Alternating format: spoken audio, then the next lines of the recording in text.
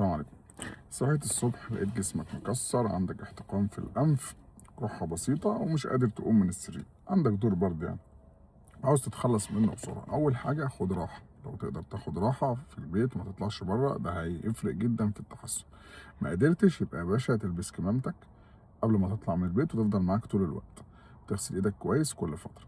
طيب، أدوية للتعامل ده أول حاجة أدوية للصداع، السخونية، تكسير الجسم زي البنادول ممكن معاك لحد 3 أقراص في اليوم.